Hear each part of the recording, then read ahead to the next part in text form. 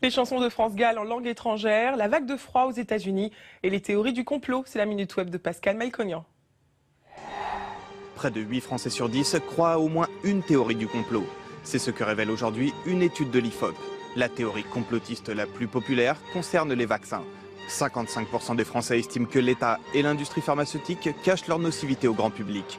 Ils sont quasiment aussi nombreux à penser que la CIA est impliquée dans l'assassinat de John Fitzgerald Kennedy. Et un tiers des Français croient que le sida a été créé en laboratoire, puis testé sur la population africaine. Cette étude paraît au moment où le gouvernement entend s'attaquer à la prolifération de fausses informations en ligne. Une fausse nouvelle sur les réseaux sociaux. Ces photos témoignent de la vague de froid exceptionnelle qui traverse les États-Unis depuis plus d'une semaine. Avec des températures allant jusqu'à moins 40 degrés sur la côte Est, les rouleaux à moitié gelés de l'Atlantique ont fini par se figer, comme le montre cette récente vidéo partagée par un habitant du Massachusetts.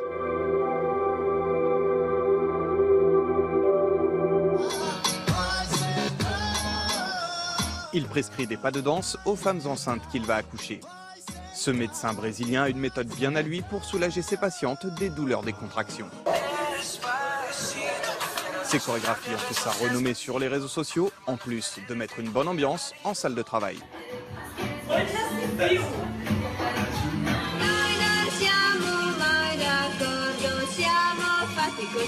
Sa poupée aura fait le tour du monde. Après avoir remporté avec elle l'Eurovision en 1965 pour le compte du Luxembourg, France Gall a chanté son tube en italien, en allemand, mais également en japonais. Depuis sa disparition hier, ces versions ressurgissent sur la toile.